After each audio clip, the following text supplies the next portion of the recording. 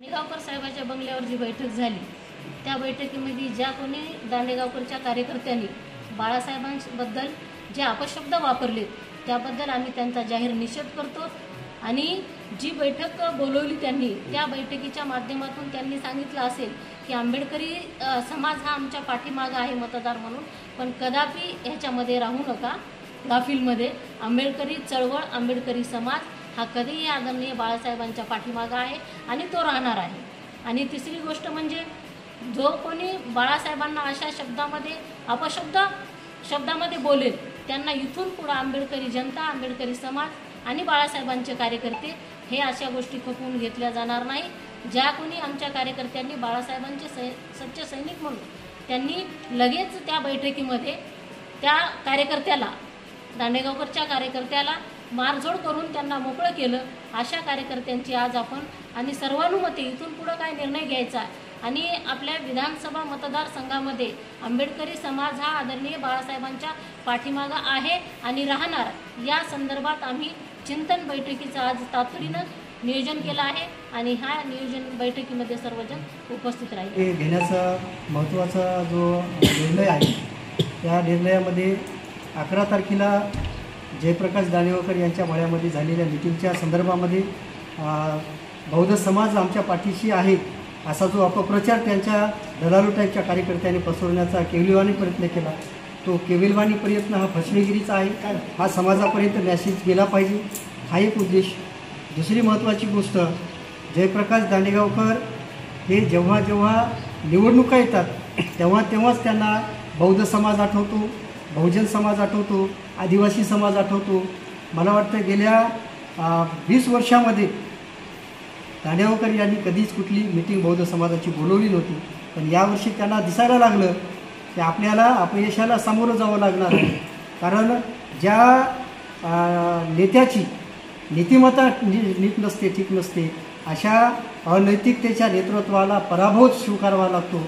मागच्या याच्यामध्ये सगळ्या वसमत वारशियांनी पाहिलं, बाबासाहेब आंबेडकरांच्या पुतळ्यामध्ये राजकारण शिरवणारा, त्याचबरोबर प्रत्येक क्षेत्रामध्ये भ्रष्टाचार, शैक्षणिक क्षेत्रामध्ये ज्यांना जर बौद्ध समाजाचा एवढा कुंक आहे तर त्यांच्या बहिर्जी स्मारक कॉलेज असतील, त्याच्यानंतर बहिर्जी शिक्षण संस्था असेल, त्या ठिकाणी किती बौद्ध समाजाचे कर्मचारी अधिकारी, त्यांनी त्यांचा समाजाला आणि वसमतकरांना हिशोब द्यावा। केवळ या ठिकाणी बौद्ध समाज आणि इतर समाजाचा मला पुंका आहे ही जी त्यांची भावना आहे, ही मला वाटतं ही भावना समाजानं आणि बहुजन समाजानं ओळखलेली आहे।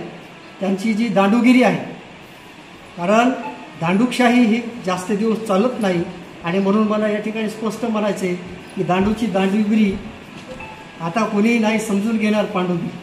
कारण अगोदर दांडूगिरी करायची आणि नंतर मी पांडुरंगाचा भक्त आहे म्हणायची, ही जी दांडेगावकरांची नीती आहे ती नीती ही अनैतिकतेशी 100% जुळणारी आहे। या ठिकाणी त्यांच्या कारभारामध्ये जे काही भ्रष्टाचार झाली त्या भ्रष्टाचाराची चौकशी झाली पाहिजे।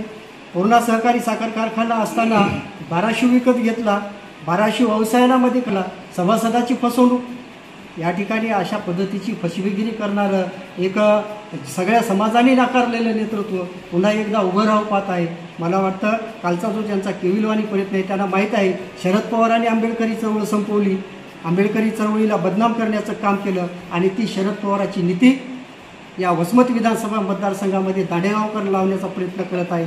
त्या नीतिमत्तेला आम्ही अजिबात वसमत विधानसभेमध्ये चालू देणार नाही, हे आमचं आव्हान आहे। कारण हे आव्हान बहुजन समाजाचं आहे, बौद्ध समाजाचं नाही। कारण आज बाळासाहेब आंबेडकरांच्या पाठीमागं ओबीसी आरक्षण बचाव यात्रेच्या माध्यमातून या महाराष्ट्रातला प्रत्येक ओबीसी, आदिवासी, SC ST हे सगळे तमाम बहुजन बांधव बाळासाहेबांच्या पाठीमागे उभे आहेत आणि त्याचीच कुठंतरी धास्ती घेतलेली आहे। या प्रस्थापित निजामशाही मराठ्यांच्या राजकारणावरती ज्यांनी अनेक वर्ष या ठिकाणी राज्य केलं, अशा पद्धतीच्या या निजामशाही प्रस्थापितांना या ठिकाणी गरीब मराठा असेल, ओबीसी असेल, निश्चित पाणी पाजवल्याशिवाय आणि पराभवाला सामोरं गेल्याशिवाय त्यांच्यापुढे दुसरा पर्याय नाही। आणि म्हणून हा केविलवाणी प्रयत्न आहे, ही धडपड आहे। या धडपडीला मला वाटतं दांडेगावकरांच्या आंबेडकरी समाज असेल, बहुजन समाज असेल, अजिबात भीक घालणार नाही। कारण या ठिकाणी ओनली वन वंचित बहुजन आघाडी, फक्त आणि फक्त बाळासाहेब आंबेडकर, अशा पद्धतीचं या ठिकाणी समीकरण पुन्हा एकदा मारुतराव पिसाळ यांनी जो इतिहास निर्माण करता करता थोडक्यात फिसकटला, ती फिसकटलेली संधी यावेळेस या वसमत विधानसभा मतदारसंघातला बहुजन बांधव अजिबात गमाविणार नाही आणि ती संधी यावेळेस वंचित बहुजन आघाडीला देणार आहे. बांधवांनो, यांनी कितीही बाळासाहेबांविषयी अपशब्द बोलू द्या, बाळासाहेब आंबेडकर हे वाघ आहेत आणि वाघानं जर काही फोडली तर अशा पद्धतीची कोलीकुई करणारी ही कधी गायब होईल हे येणाऱ्या 2024च्या आपल्याला विधानसभेमध्ये कळणार आहे. मला या ठिकाणी पुन्हा एकदा सर्व बहुजन समाजाला आणि विशेषतः आंबेडकरी समाजाला आवाहन करण्यासाठीची बैठक आहे की येणाऱ्या काळामध्ये आपण या दांडेगावकरांच्या सोबत असणारे किंवा राष्ट्रवादीचे जे काही हस्तक आहेत, स्वतःला आंबेडकरी नेते म्हणून घेणारे, अशा आंबेडकरी नेतेगिरी करणाऱ्या दलालांच्या पाठीमागे बौद्ध समाज अजिबात नाही आणि जाणारही नाही. फक्त आणि फक्त बौद्ध समाज हा बाळासाहेबांचा आहे, बाळासाहेबांच्या पाठीमागं आहे. हा मॅसेज येणाऱ्या 5 ते 6 दिवसामध्ये आम्ही पूर्ण तमाम महाराष्ट्राला देणार आहोत. बौद्ध समाजाला आम्ही या आवाहन करणार आहोत. आजची ही मीटिंग याच्यासाठीच बोलवली तत्परतेनं की दांडेगावकरांच्या या नीतीचा, दांडोगिरीचा या ठिकाणी आम्ही निषेध करत आहोत.